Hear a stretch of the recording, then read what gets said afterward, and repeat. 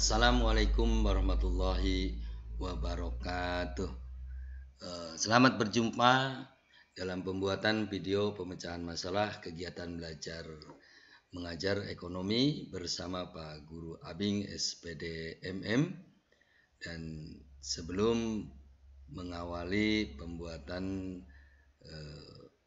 pemecahan masalah kegiatan belajar mengajar ekonomi, jangan lupa Bapak Ibu untuk subscribe, like, dan komen pada channel YouTube-nya Pak Guru Abing SPDMM biar saya lebih bersemangat ke depannya untuk membuat video pembelajaran selanjutnya.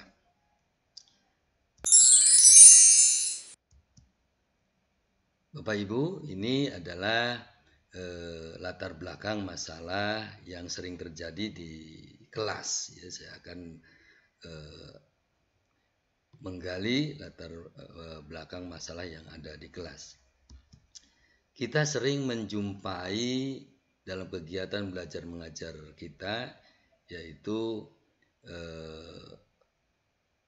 keadaan siswa di dalam kelas. Dalam hal ini saya akan lebih memfokuskan kesulitan siswa dalam memahami jurnal umum pada perusahaan jasa. Nah, yang saya sering temui itu di kelas pertama siswa itu kurang fokus ya Bapak Ibu. Yang kedua cepat bosan. Yang ketiga mungkin ya Bapak Ibu juga sering jumpai hal-hal lain, misalnya siswa kadang berjalan ke sana kemari, lalu baru kita masuk siswa sudah izin ke belakang dan lain sebagainya. Kadang juga ngomong ngawur, ya, ceplas-ceplos yang nggak ada kaitannya dengan materi yang kita bahas. Bapak Ibu, inilah pemecahan masalah yang akan saya uraikan pemecahannya. Dalam mengatasi situasi yang sering terjadi di kelas, saya biasanya merubah-rubah pola ajar saya atau metode mengajar saya. Jadi pola mengajar saya itu jangan sampai monoton. Nah, yang sekarang yang saya ingin kemukakan yaitu supaya mengatasi kemonotonan tersebut, saya akan mengubah kegiatan mengajar ke dalam kegiatan belajar yang berbasis project ya Bapak Ibu, di mana siswa lebih aktif untuk belajar, menggali pembelajaran itu, dan gurunya sebagai fasilitator.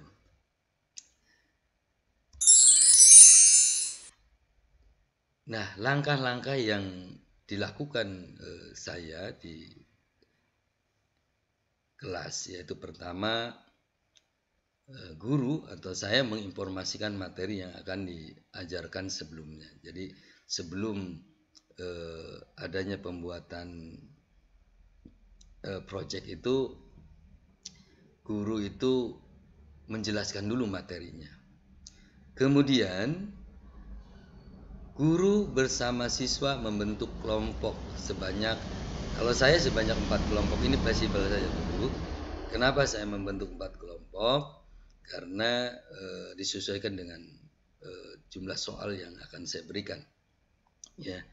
Yang kedua, saya membentuk 4 kelompok dengan anggota 8 orang anggota itu karena di kelas yang saya ajar itu rata-rata semuanya ada 32 siswa, ya, 32 siswa dibagi 4 maka ketemu 8 orang anggota. Yang ketiga, guru menjelaskan materi yang akan dipresentasikan siswa di depan kelas. Jadi setelah menginformasikan lalu kita menjelaskannya.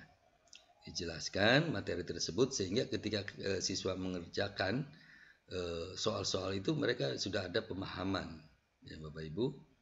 Yang keempat, siswa diminta untuk membuat bahan presentasi di kelas.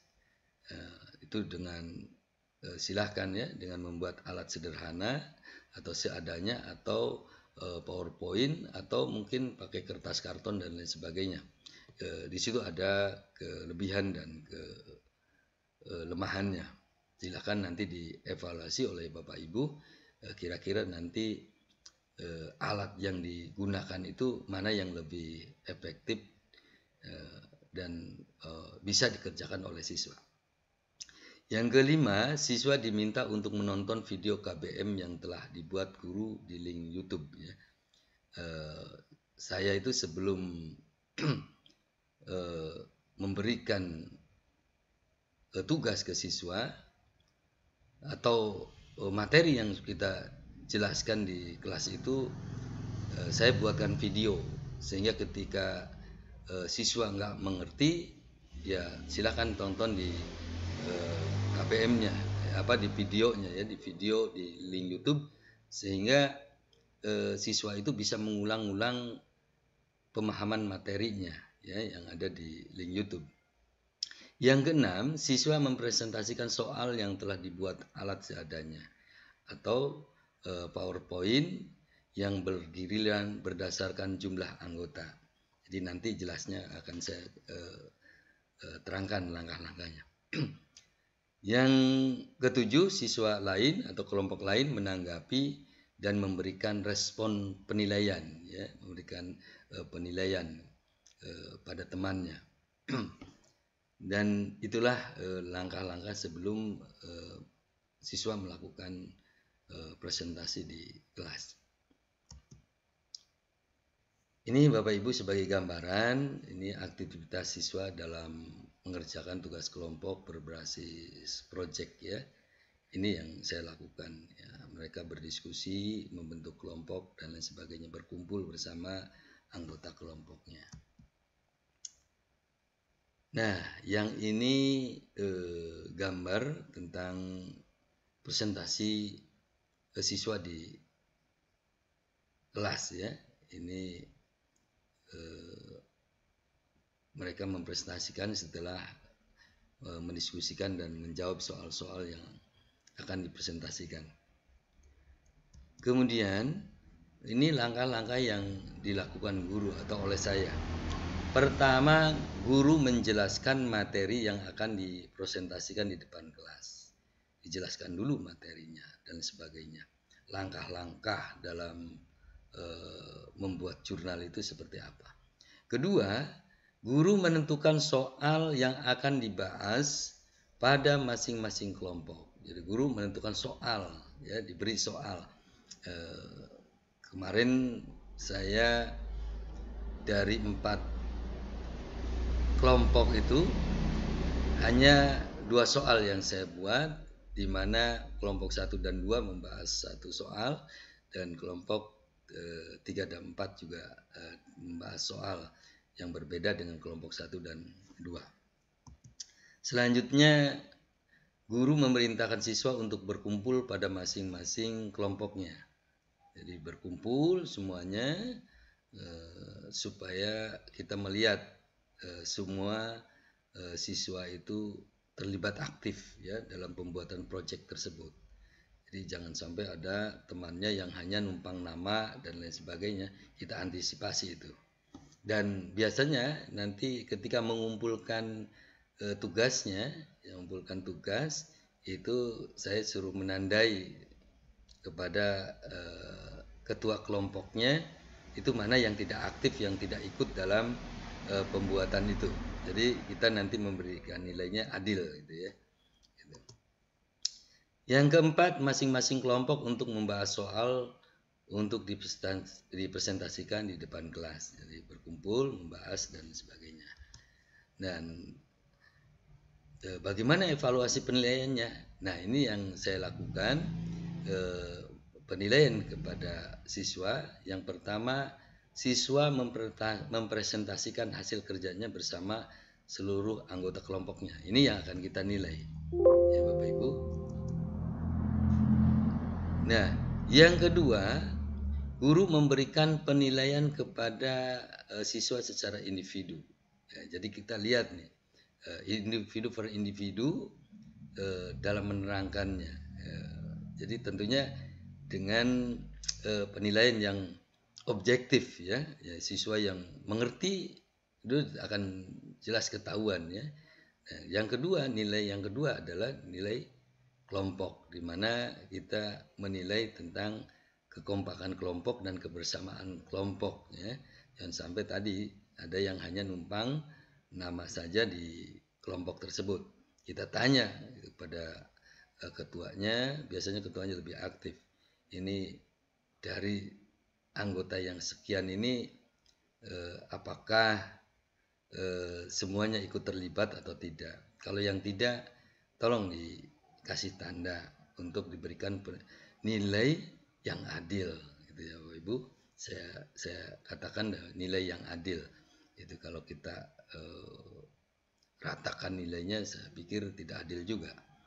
Yang ketiga, siswa atau kelompok yang masih ada kelemahan diberitahu agar kegiatan selanjutnya bisa menjadi bahan evaluasi untuk perbaikan. Nah, sampai di sini Bapak Ibu, sahabat guru semua, apa sudah jelas? Saya harap Bapak Ibu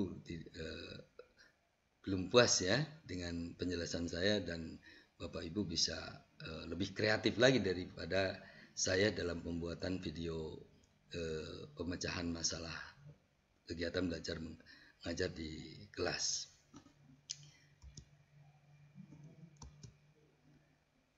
Demikian uraian saya tentang pembuatan video pemecahan masalah ekonomi, pemecahan kegiatan belajar mengajar ekonomi. Sampai berjumpa kembali dalam video kegiatan belajar mengajar selanjutnya. Semoga bermanfaat, dan jangan lupa subscribe channel YouTube Pak Guru Abing SPD MM. Ya Bapak Ibu, terima kasih kepada semua sahabat guru. Mudah-mudahan yang saya sampaikan itu Bapak Ibu tidak puas ya, sehingga lebih kreatif lagi, lebih mencari lagi bagaimana yang lebih baik. Dan saya ucapkan terima kasih yang telah menonton dan subscribe, like dan komen video ini. Saya ucapkan Assalamualaikum warahmatullahi wabarakatuh.